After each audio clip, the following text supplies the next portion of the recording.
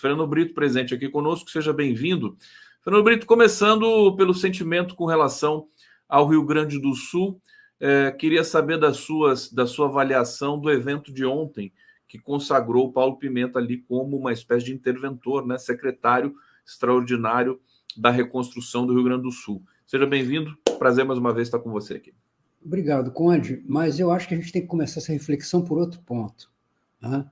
Eu estava aqui com você há exatos 15 dias atrás, 2 semanas, quando começou a se tornar grave essa questão da enchente no Rio Grande do Sul. Veja, metade de um mês, aquela capital e aquela região metropolitana, além de outras cidades da Serra Gaúcha, estão vivendo, ou melhor, estão tentando viver uma situação de absurda anormalidade.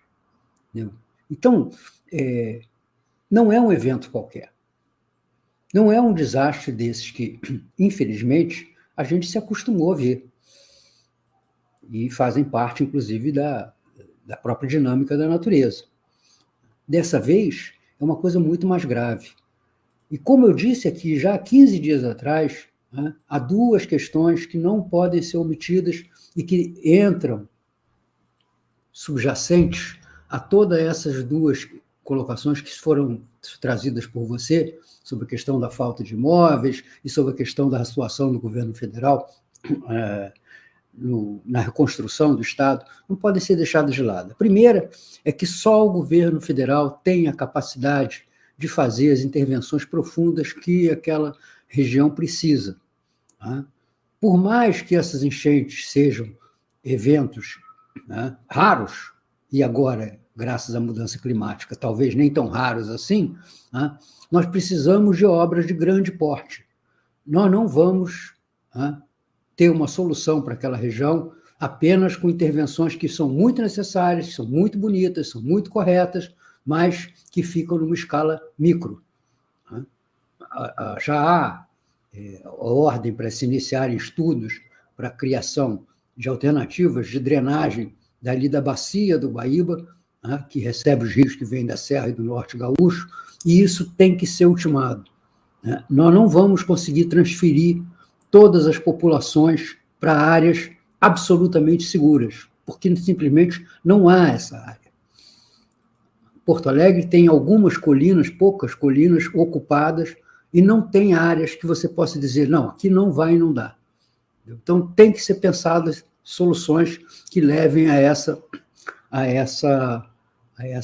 readequação da drenagem de águas, porque nós não vamos transferir uma cidade, uma região metropolitana de quase 2 milhões de habitantes para outro lugar. Isso é impossível. Não há tamanho. Agora, esse resmungo aí do Sebastião Melo, de que não há imóveis suficientes, é evidente que não há imóveis suficientes.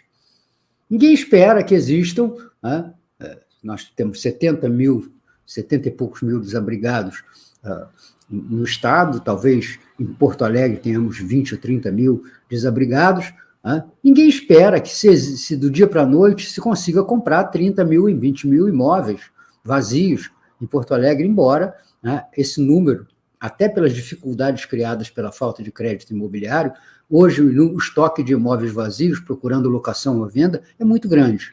Mas ninguém está sugerindo isso. O fato é que se tem que tomar medidas imediatas e mitigatórias. Não vai se resolver isso na base do mutirão. Não adianta encostar um caminhão cheio de saco de cimento, manilha, enxada e pá, que isso não vai se resolver. E o que vai resultar disso aí é uma aglomeração precária, em más condições, que vai repetir daqui a alguns anos o desastre que aconteceu agora. Então, o prefeito de Porto Alegre, assim como o governador do Rio Grande do Sul, têm sido pródigos em dizer besteira, pela simples necessidade de reclamar, não da sua própria ou da histórica falta de precaução dos governantes gaúchos com o desenvolvimento de medidas saneadoras daquela região, mas apontando situações absurdas. O Eduardo Leite dizendo que as doações vão prejudicar o Rio Grande do Sul porque o pessoal recebe doação, não compra no comércio, não gera imposto. Quer dizer, uma observação, francamente, de cabo de esquadra, como dizia a minha avó. Então, esse tipo de coisa Não adianta. É como esse negócio do Sebastião Mello, é como dizer assim, olha, nós recebemos uma doação de 5 mil colchões, e 5 mil kits de higiene, 5 mil fardos de água. Ah, mas eu tenho 10 mil pessoas necessitando. Esse negócio de 5 mil não resolve. Entendeu? Ora, é claro que não resolve, mas ajuda. Por isso que eu comecei falando do evento de ontem, porque me parece que a nomeação do Pimenta, ela, mais do que uma nomeação de um integrante do governo, ela organiza um pouco todas as ações que devem ser tomadas ali. Ao mesmo tempo, fica a pergunta, o que o prefeito Sebastião Mello e o governador Eduardo Leite vão fazer? Porque parece que eles estão sem papel nessa história toda. Você concorda que esse episódio de ontem é um divisor de águas? A manifestação, a fala do presidente ali em São Leopoldo? Não? Não concordo. Já essas águas, se me permitem a expressão meio funesta nesse momento, essas águas já se dividiram faz tempo. Faz tempo. Quando as autoridades do Rio Grande do Sul seguiram na uma linha, digamos assim, de um bolsonarismo soft, de procurar usar a tragédia para se queixar do governo federal. Em lugar de apelar, chamar, convocar o governo federal para estar presente, preferiram dizer que ele estava ausente e não estava.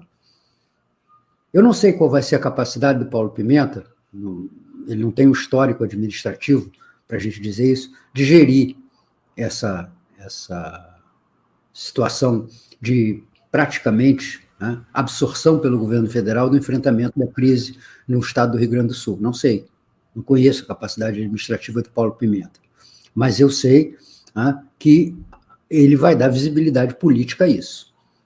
E é isso que está incomodando tanto a mídia e os políticos do campo conservador, que tem alguém que vá dar visibilidade à ação do governo federal do Rio Grande do Sul. Talvez eu não tivesse escolhido Pimenta, talvez não fosse até de bom alvitre escolher alguém que está num outro ministério, e ficar sempre a dúvida o que ele vai estar fazendo. Ele vai estar sendo ministro das Comunicações ou vai estar sendo ministro da Reconstrução do Rio Grande do Sul? Ele vai ficar em Brasília cuidando dos assuntos federais ou vai para o Rio Grande do Sul, como é necessário para permanecer ao lado das iniciativas estaduais? Vamos ver como é que ele vai conseguir equacionar isso. Talvez outra pessoa pudesse ser mais indicada. Mas eu acho que ele tem este, aspas, problema que irrita muito a direita. Ele vai dar visibilidade à ação do governo federal. E nós estamos tratando, essencialmente, quando tratamos dessa questão sob o ponto de vista da política, estamos tratando da capacidade da população perceber quem está, como está e onde está agindo. O governo federal, o governo estadual e os governos municipais da região atingida. Seguindo aqui com 11 News, com o Fernando Brito, curioso é que o Paulo Pimenta vai enfrentar um mesmo desafio que ele enfrenta na SECOM, que são as fake news, né? As fake news não abandonam o trabalho do Paulo Pimenta. E aí eu queria dividir uma percepção com você, não só minha, mas de alguns convidados que passaram por aqui, de que as fake news dessa vez, com relação ao Rio Grande do Sul, não estão caindo muito bem, assim, não está dando certo. O discurso da direita não encaixou, e o discurso que é calcado em fake news. O que você pode dizer sobre isso para a gente? Eu não sei, essa percepção ela é muito discutível, Conde. Ela é muito discutível, porque, como em qualquer coisa, a gente sempre percebe aquilo que a gente quer perceber e releva aquilo que desagrada a gente. A gente não sabe como é a repercussão disso. A gente não tem nenhuma medição possível, nesse momento, do resultado da ação desses governos.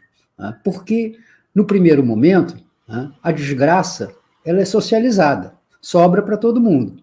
Nós agora vamos entrar no segundo momento, e ainda falta um pouquinho, que é o momento construtivo, o momento da reconstrução, o momento das obras aparecerem, das ações aparecerem, do apoio financeiro, creditício, às pessoas aparecer. Então, é agora que a gente vai começar a verificar o que vai diferenciar as ações dos governos nas três esferas. Então, Eu acho que é muito precipitado e acho até que é meio de mau gosto, meio mórbido, né? No momento que as cidades gaúchas ainda estão debaixo d'água, a gente ficar fazendo esse balanço do saldo no lucro e perda política. Deixa eu te dar um dado, então, sobre a questão das fake news, que é o seguinte, quer dizer, o governo Lula entrou com uma ação direta com relação às fake news, né? É porque estava prejudicando o trabalho do Exército, prejudicando o trabalho dos voluntários, prejudicando o trabalho ali dos bombeiros, de todo mundo que estava no Rio Grande do Sul. E isso, inclusive a pesquisa Quest, acho que deu uma pequena nota dessa questão, quer dizer, a população ficou indignada com esse tipo de coisa. Quer dizer, está mexendo com uma catástrofe natural de grandes proporções, tá certo? É diferente de você fazer fake news com, sabe, com o Pablo Marçal. Aliás, o Pablo Marçal estava envolvido também numa dessas fake news aí do Rio Grande do Sul. Então, isso não basta para dar alguma diferença para você, nesse caso? Pode dar alguma diferença, certamente vai influir no estado de ânimo da população, mas o que eu estou dizendo é que não dá para a gente ser peremptório, entendeu? As fake news perderam, a campanha de esclarecimento funcionou, as pessoas estão revoltadas contra aqueles que fazem fake news. Olha, Conde, isso é uma realidade que se instalou no Brasil e que a gente também acaba levantando quando só discute isso. Eu acho uma perda de tempo ficar discutindo fake news. É claro que elas devem ser denunciadas, esclarecidas, processadas, responsabilizadas judicialmente, criminalmente, civilmente, mas o importante é que a gente faça aquilo que é papel dos governos fazer: agir, prevenir, remediar, apoiar, e tudo está presente na vida do cidadão nos momentos de grande agrura, grande sofrimento, como esse que está vivendo a população gaúcha. Essa questão das fake news é uma questão lateral, não é a questão essencial. Como no governo, a questão essencial é a economia, é a forma que as pessoas estão conseguindo viver, e não a marola, a espuma que se faz na crônica política. É claro que ela influi, é claro que isso desempenha um papel muito forte na reação das pessoas, mas o essencial é a maneira como a realidade está se impondo nas nossas vidas. Veja, vou dar um exemplo bem claro. Em boa hora, o presidente Lula percebeu que haveria uma onda de especulação em relação a alimentos e, sobretudo, em relação ao arroz, com essas enchentes do Rio Grande do Sul. Eu já vinha comentando com você aqui há várias semanas que o governo precisava atentar mais para essa questão do preço dos alimentos. Agora, quando o governo autoriza a importação de cerca de 1 milhão de toneladas de arroz para manter o preço do quilo de arroz em torno de R$4, a gente vê a importância disso, porque o oportunismo, e não só político, o oportunismo econômico já estava levantando o preço do arroz para algo em torno de R$6, R$7, R$8 o quilo. Então, isso está presente no dia a dia de todas as pessoas. Isso está na vida de cada cidadão quando entra no supermercado, quando entra no armazém, quando entra numa quitanda, num hortifruti, para comprar os seus alimentos. E isso vai pesar muito mais do que essas armações que não conseguem sobreviver, apesar de terem se entranhado no cotidiano brasileiro. Aliás, principalmente nos momentos de crise, porque os próprios gaúchos dizem, num ditado que é famoso lá na região, que em tempo de guerra, boato é como terra. Tem em toda parte, mesmo debaixo d'água. Tá aí, tem aquela frase também que, por conta da Ucrânia e da guerra da Ucrânia e do conflito, do genocídio ali em Gaza, que numa guerra a primeira vítima é a verdade, né? Também tem isso. É uma frase antiga, já Essa é antiga. Do século passado. Deixa eu trazer aqui o comentário do Lynn Brown, está dizendo o seguinte: Lula deu uma aula magna de humanismo, gestão competente e senso de oportunidade ontem em sua Blitzkrieg no Rio Grande do Sul. Pude notar pelas reações imediatas que ele deixou a imprensa global meio atordoada. Você acompanhou, Brito? Você comenta isso para a gente? O que você achou? Eu estou tentando tirar isso de você desde o começo do programa, que você não quis falar muito nisso. Não, é porque o Lula é um cara de pele, entendeu? Você vê que ele inesperadamente puxou dois assuntos ali, né? A questão dos animais, quando ele falou da preocupação da Janja, que a Janja tinha feito ele se interessar pela questão, depois ele destacou a ação de um prefeito, se eu não me engano, de Eldorado do Sul, que estava salvando os animais, etc. Então, quer dizer, ele entrou numa seara, né, que um petista, há 20 anos atrás, diria que é absurda. Você está vendendo gato, cachorrinho. Aqui no Rio de Janeiro, a gente teve um episódio muito curioso, nas eleições de 78, né, onde a esquerda, chamado MDB autêntico, né, tinha escolhido algumas pessoas para serem os candidatos do MDB a vereador, e tinha um candidato chamado Frejá. Frejá? Pai do Frejá do Barão Vermelho. Do Barão Vermelho. Né? E o Frejá escreveu um artigo no jornal contra o aprisionamento de passarinho em gaiola. E a gente, com aquele negócio da patrulha ideológica, foi em cima, as pessoas estão presas, são as pessoas que estão na cadeia, Frejá. E você vai...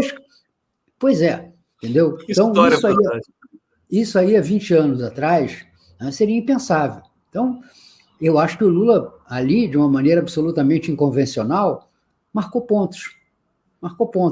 Milhares de pessoas, e isso não vai tocar um coração de um velho esquerdista como eu, mas milhares de pessoas assistindo aquilo se emocionaram, porque existe essa situação. E a segunda coisa foi a ênfase que ele deu em que ninguém ficará sem repor o que perdeu, ou parte do que perdeu nessa enchente.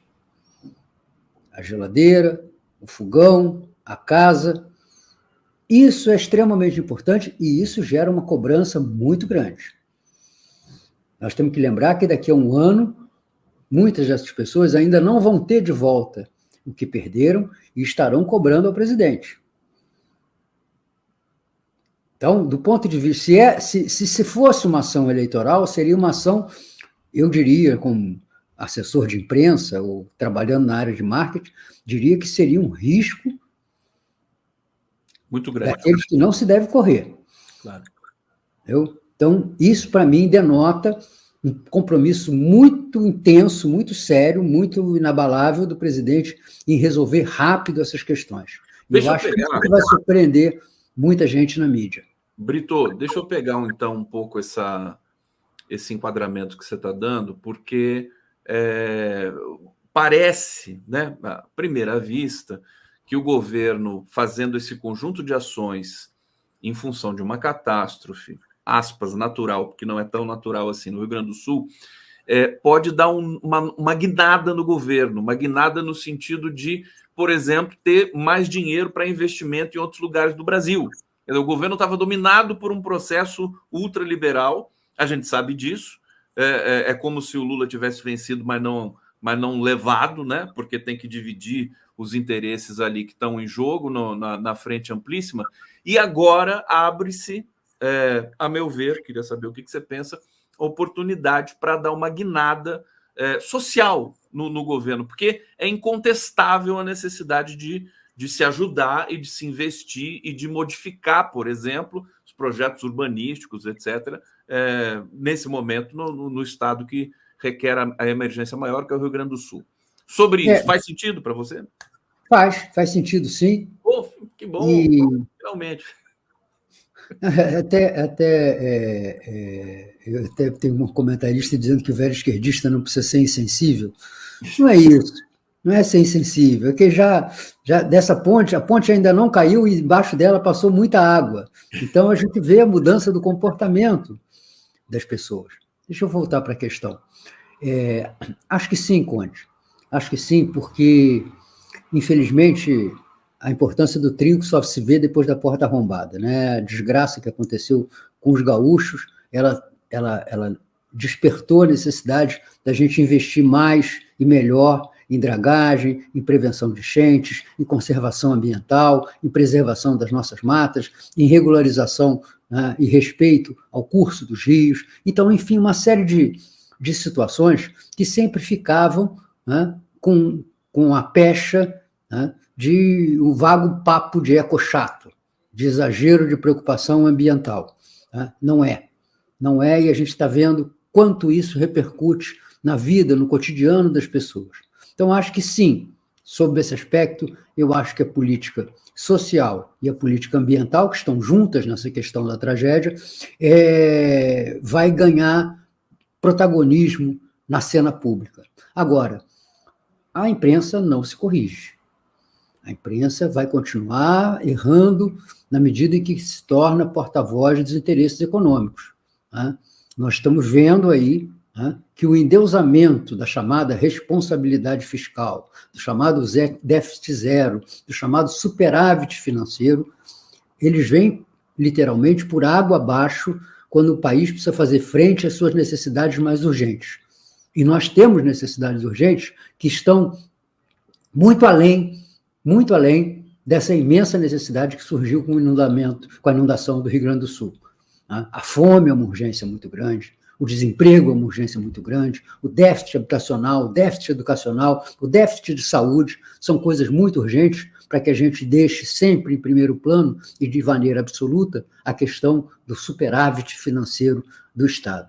Nós temos que arrecadar, para não cortar, nós temos que ganhar mais, nós temos que receber mais, e existe uma maneira de fazer isso, tributando quem ganha mais. Ninguém vai fugir do Brasil porque vai pagar 0,5% ou 1% a mais de imposto se essa pessoa tiver riqueza para isso. E nós estamos vendo toda hora, né, que essa riqueza existe e que não é possível que o Brasil continue tributando da mesma maneira os pobres, a classe média e os ricos, porque é isso que acontece. A diferenciação por renda do imposto cobrado da população é a situação mais urgente que o Brasil tem que enfrentar do ponto de vista da regulamentação da reforma tributária.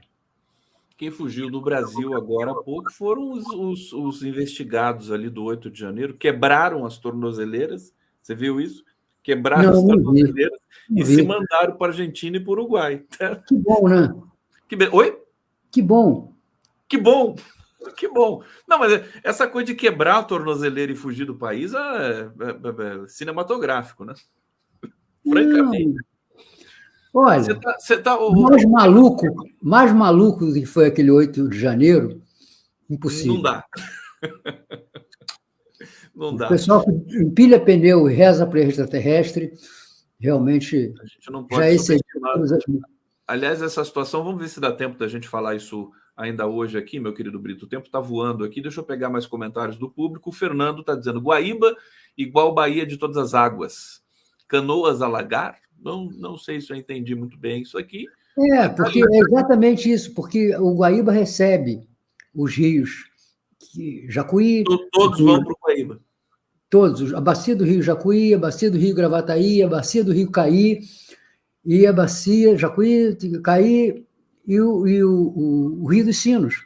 Então, todos eles vão formar aquele estuário que é o Guaíba. É por isso que talvez nenhuma solução exista se não se criar uma maneira de haver um canal extravasor, né, na cabeceira do Lago Guaíba, que evite que a água passe de um determinado nível ali, que seja capaz de, nesses casos, vazar o excedente de água para o mar sem passar pela Lagoa dos Patos, porque a extensão que a água tem que percorrer pela Lagoa dos Patos supera em muitos 100 quilômetros. Sim, é muita água. É gigantesca, né? Pois é, e aquilo fica sujeito ao regime de ventos. Se os ventos estão soprando do sul para o norte, ou do oeste para leste, perdão, de leste para oeste, eles acumulam, eles fazem com que o nível da água não seja exatamente o mesmo de um lado e de outro da lagoa.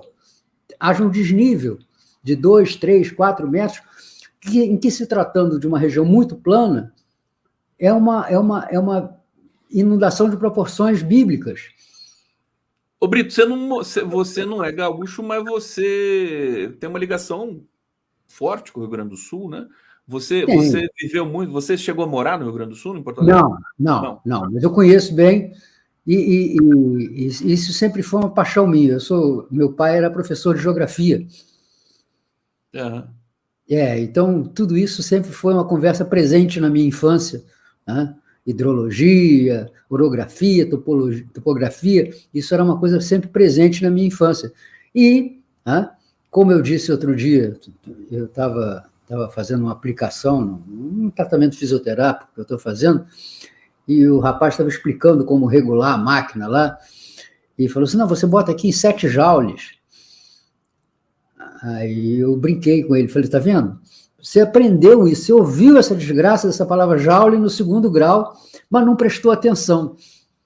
A diferença dessas coisas todas é você prestar atenção quando você aprende alguma coisa, né? Então, eu aprendi um pouco de geografia física graças a isso e sempre me interessei. Mas, né, tem uma coisa que não tem nada de genial, porque isso aí qualquer pessoa nesses serviços hidrológicos, em 15 minutos aprende. A questão é que cada intervenção que se faz, ela gera uma série de efeitos que muitas vezes passam despercebidos pelas pessoas. Não é simples assim. Um dos grandes erros da ditadura é que as obras eram feitas quase que com um simplismo positivista, eu poderia dizer assim, né? De, vamos fazer isso aqui, que isso aqui vai resolver o problema. Então, vamos fazer a Transamazônica e, com isso, a Amazônia vai ficar integrada. E a quantidade de problemas que veio da abertura da Transamazônica, né, hoje, né, é tão grande que nós nem mais falamos dela. Nem mais falamos dela, porque só falamos dos problemas que ela gerou. Então, não podem ser feitas assim. Mesmo essa ideia que eu falei, que eu sei que existe há muito tempo, tanto que eu já citei aqui há 15 dias atrás, do canal Extravasor, mesmo ela tem consequências hidrológicas, tem consequências ambientais. Isso tem que ser muito bem estudado. Não pode ser feito de orelhada, como dizia a minha avó. Quem abriu esses estudos aí foi o Rui Costa, da Casa Civil, mas parece que já está, né, já tem que tomar cuidado. Os especialistas ali da Federal do Rio Grande do Sul já disseram que é um risco grande de salinização ali da Lagoa dos Patos e tudo mais. Agora, Brito, eu fiquei... tem que estudar, tem que fazer estudos, né?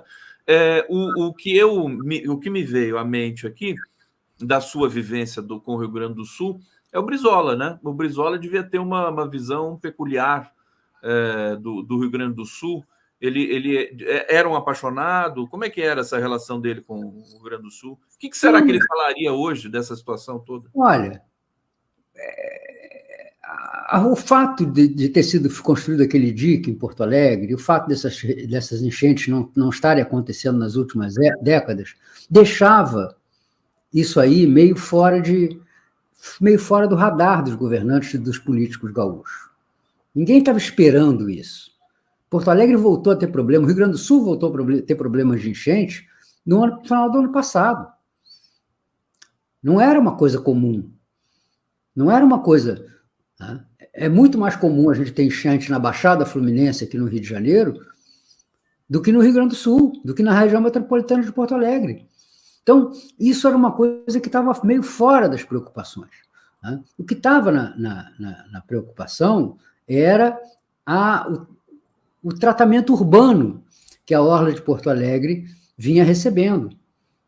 Né? Então, por exemplo, toda aquela região da Praia de Belas, né, de Ipanema, que os cariocas ficam revoltados, eu também. Né? Como é que vai chamar de Ipanema uma praia na beira de rio, de água turva? Nós ficamos meio bravos aqui, mas aquela região de Ipanema, que vai subindo lá para a Serraria, para a periferia de Porto Alegre, né? Tudo aquilo ali foi ocupado de uma maneira bastante razoável. Ali onde está o Beira-Rio, né, Praia de Belas, ali você tem várias áreas descampadas. Aquilo ali, perfeitamente, você pode colocar na cota do desastre suportável de alagamento. O que não estava acontecendo era o alagamento dos bairros residenciais de Porto Alegre. E isso passou a acontecer. E, em grande parte, vê-se agora, pela questão do bombeamento. Porto Alegre, em muitos pontos, ela fica quase no mesmo nível do Guaíba. Então, a falência do sistema de bombas, está se vendo agora, provocou o alagamento de bairros considerados inatingíveis pelas enchentes. Vocês estão acompanhando que os jornais, os telejornais noticiam, não, apesar das águas do Guaíba estar baixando, o bairro tal alagou, começou a alagar, a água está subindo. Isso é o sistema de bombas. Ou isso é a completa falência do sistema de comportas que impede o retorno do esgoto que drena da cidade para o rio. Então, isso não fazia muito parte das prioridades dos gaúchos. A gente tem que reconhecer isso. E por não fazer parte, as pessoas vão se viciando, vão se acostumando, e você tem, de fato, quando acontece um evento de proporções catastróficas como esse, você tem um resultado muito maior do que aquele que você teria se tivesse, ao longo dessas décadas, se preocupado com a questão. Vamos lá, seguindo aqui, vamos para o bate-papo mais um pouquinho aqui. O Dom Sebastião está dizendo, Lula criou uma GLO civil. E o Aécio surtando, o Aécio reclamou muito da nomeação do Pimenta, dizendo que aquilo seria politizar a tragédia, né? Vamos comentar isso na sequência aqui. Maria... Você realmente quer falar de Aécio Neves, Conde? Não, eu acho que... Eu acho que você devia tentar abrir uma... Eu acho que esse meu turbante agora está ficando igual aqueles de vidente, que se comunica com os mortos. O meu turbante? Porque o astro? Você realmente... Vamos falar de Aécio Neves, não? Não, eu acho que o Aécio realmente é dispensável, mas que causou um... O que não politiza, Conde? Oi? O que não politiza? Tudo bem, Fernando Brito, mas vamos entender que a nossa imprensa a nossa opinião pública é precarizada. Por isso a gente vai agir como ela quer. Olha, nós não podemos ficar igual o cavalo caramelo, aprisionados no teto, com a enchente nos cercando, porque cada passo que a gente dá é perigoso. A gente não sabe se ali tem um buraco, se a gente vai afundar mais, se tem uma correnteza. Entendeu? A gente tem que agir. E eu acho que, sob esse aspecto, o maior diferencial da ação do governo federal, neste caso, tem sido a rapidez da ação. É isso que está deixando a direita desconcertada. É isso que está deixando a direita apavorada. O governo está agindo com relativa rapidez. Veja, liberar recursos públicos em uma semana, 3, 4, 5 dias... é tão rápido que as prefeituras não conseguem nem mandar o ofício. Não conseguem nem mandar o que precisa, é verdade. Entendeu? Então, isso aí faz diferença. Então, não pode ficar atemorizado pelo que vão achar. Senão, a gente vai ficar na história que você conhece, a maioria dos espectadores conhece, do velho, do menino e do burro. Não? Como é que é? O velho, o menino e o burro, você não conhece? O velho, menino e o burro? Pode lembrar para a gente? O velho, burro pobre e um menino que ele cuidava, resolveram, para sobreviver, vender o burrinho que tinham, levar na feira da cidade para conseguir passar o burrinho nos cobras. E foram andando na direção da cidade. Os dois caminhando pela estrada e puxando o burro por uma cordinha. E tinha gente na beira da estrada que olhou e disse assim, mas que gente burra! Aliás, o burro ali, o único que não é burro é o burro, porque está o velho alquebrado andando no chão, o menino, coitadinho, magrinho, andando no chão, e o burro tranquilo e faceiro, caminhando sem nada nas costas. O velho e o menino ouviram aquilo e resolveram resolver o problema. O velho falou, menino, sobe no burro, e eu vou puxando você até a cidade. Assim fizeram, daí a pouco... novos comentários de gente que estava na beira da estrada. Mas que falta de consideração! O velho caindo aos pedaços, andando nessa estrada debaixo de sol quente, e o menino cheio de saúde montado no burro. Que absurdo! Ouvindo aquilo, mudaram de novo de plano. O menino desceu para puxar o burrinho, o velho subiu no burro. Daí adiante, mais gente. Que velho sem vergonha! Escarapachado aí em cima do burro, e o menino, coitadinho, magrelo desse jeito, andando debaixo de sol na estrada. Mais uma vez, mudaram de planos. Subiram os dois no burro e foram andando a passo na direção da cidade. Mais gente na beira da estrada. Mas que absurdo! Um marmanjo crescido, e um velho ainda cheio de vida, subindo em cima do pobre do burro que está se arfando aí na beira da estrada, debaixo desse sol. Mudaram de plano. Chegaram na cidade, estavam o menino e o velho carregando o burro nas costas. Então, é isso que acontece quando a gente começa a se preocupar demais com o que vão achar do que a gente está fazendo. A direita, nesse caso, ela está perplexa porque não esperava que o governo federal tivesse a capacidade de reagir com tanta intensidade, com tanta energia a essa desgraça que aconteceu com os gaúchos, e também não esperava que o prefeito de Porto Alegre e o governador do Rio Grande do Sul fossem dar, ao longo desse processo, as mancadas que deram. Porque dizer que não se deve culpar a essa altura a ninguém quando a tragédia está acontecendo é uma desculpa que dura um dia ou dois, porque depois viraliza nas redes dizendo, o cartazinho que viralizou nas redes dizendo, não podemos apontar culpado, assinado os culpados. Os culpados, exatamente. Não, está muito feio para o Eduardo Leite e também para o prefeito de Porto Alegre, Sebastião Melo. Maria Aparecida está dizendo aqui, continuo sentindo falta de um pronunciamento do Lula em rede nacional. Também acho importante isso aqui. Antes de passar para você, Brito, deixa eu só acelerar aqui. Carlos Eduardo Pimenta deu uma entrevista hoje à Rádio Gaúcha, posso afirmar sem medo de errar, é a pessoa certa no lugar certo, domina o assunto. É verdade. Afonso é verdade. Pereira... Conhecimento não lhe falta. Talvez lhe falte experiência, mas isso é uma coisa que a gente só vê na prática. Perfeito. Tem que caçar o marreco, senão será completa desmoralização do nosso judiciário. Sérgio Moro está sendo julgado agora, né? Não sei se é pelo TSE ou pelo Tribunal. Qual que é o tribunal? Já vou pegar essa notícia do Moro aqui. De qualquer jeito, ele pode perder o mandato de senador. Mas parece que não vai. Oi? Ele tem um? Tem, né? Me parece que ele é vizinho, está no Carneiro ao lado do Aécio Neves. Verdade, verdade. Aliás, você tem toda a razão. Quer dizer, Sérgio Moro também não é notícia. Aqui hoje ele está sendo julgado. Cristina Xavier Ferreira, acho que a fiscalização das tornozeleiras está frouxa justamente para facilitar a saída desse povo que não anda ajudando em nada, muito pelo contrário. E a Vivian está dizendo aqui, Brito, sumidade, amo. Aí, Brito, sumidade total. Jean Paul Prats, Petrobras, vai lá, sumidade, fala pra gente o que você achou da demissão, que já eram favas contadas, mas também essa grita aí das elites, né?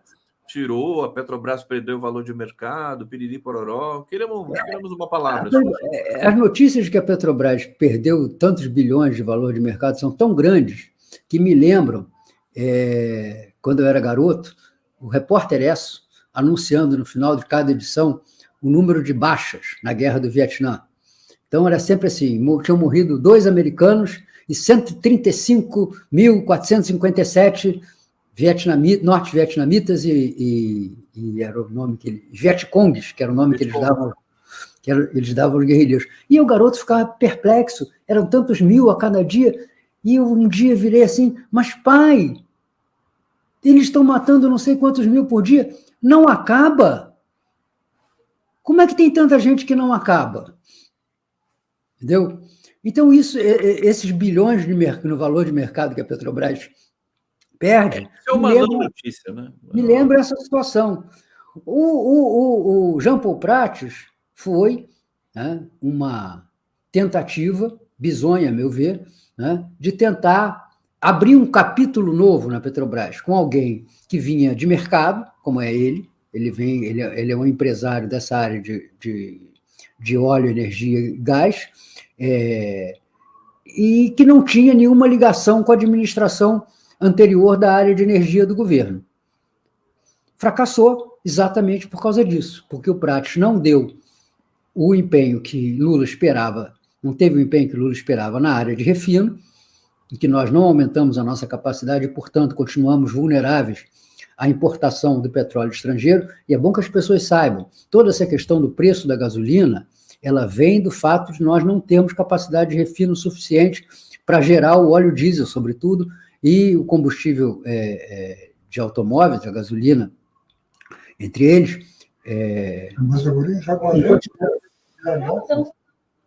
Entrou aqui um...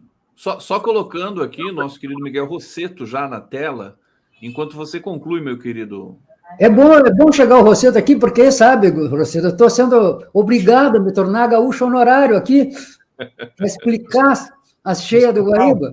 Mas que tal? Que tal? Bom, só vou terminar. Então, a Magda é uma pessoa da administração da área de energia, trabalhou no governo Dilma como chefe da ANP, não é absolutamente uma pessoa radicaloide, ao contrário, ela patrocinou na ANP aquela solução que garantia no campo de Libra 40% para a Petrobras, na formação do consórcio, e o controle operacional dos campos se provou uma solução vitoriosa. As empresas privadas não quiseram, porque não querem nunca nada que não seja preço de banana, não quiseram apresentar um volume de recursos ainda maior nos leilões. Ela é uma pessoa de perfil absolutamente moderado, não há nenhuma razão para o mercado se dizer assustado com a perspectiva de que ela venha presidir a Petrobras. A outra coisa que derrubou Prates, o descaso que ele teve com a reformulação da indústria naval, que é, sobretudo, importante para o Rio de Janeiro, para o Rio Grande do Sul, não é, Rosseto? Que tem um polo naval muito importante, né? Que ficou largado, que pouco conseguiu se recuperar nesse primeiro ano e meio do governo Lula. A outra questão é que o Prates tinha uma relação relativamente conturbada com os petroleiros. Não era simples aquela relação. Prates não era uma pessoa da casa, ele era uma pessoa da área de petróleo e gás, mas ele não era pessoa da área. A Magda foi engenheira da Petrobras durante mais de 2 décadas, ela conhece bem a questão dos trabalhadores da Petrobras, ela vai abrir, apesar da oposição que ela tem inicialmente, da Associação dos Engenheiros da Petrobras, ela vai abrir uma linha de entendimento com o corpo técnico da empresa, e eu acho que ela tem tudo para ser bem-sucedida à frente da Petrobras. Vamos aguardar aí, inclusive, a aprovação do nome da Magda também. Tem que ser aprovado pelo Conselho da Petrobras. Meu querido Miguel Rosseto, pode abrir seu microfone? Dá uma saudação aqui para o nosso curioso Fernando Brito. Vocês devem se conhecer de outros carnavais, né? Que bom, viu, Brito? Te escutar sempre, Fernando. É super, tuas análises são sempre ajudam muito, viu?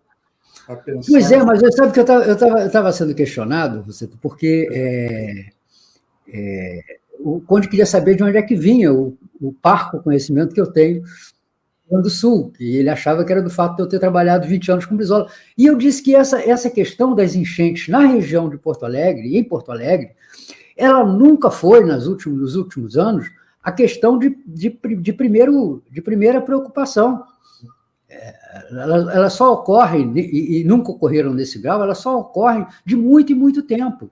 Então, vai ter que se pensar nisso, não só na utilização de áreas que não são fáceis de encontrar naquela região de Porto Alegre, que tem uma altitude média em relação ao nível do mar de apenas 10 metros, não são fáceis de encontrar áreas com uma cota que dê segurança contra enchentes, pelo menos nesse nível que nós tivemos agora, e também obras que possam ser usadas apenas em momentos emergenciais. Essa discussão do canal extravasor, eu acho que é típica disso. E a gente não pode ficar falando besteira, porque não é um canal para ligar permanentemente a Lagoa dos Patos ao litoral. É para extravasar água em quantidade extraordinária que chegue à cabeceira do lago pelos rios Jacuí, Sino, Gravataí. Siga, Conde.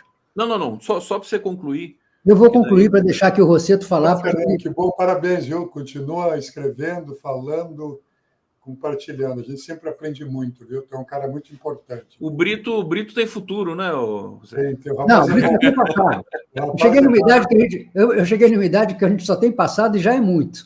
Não.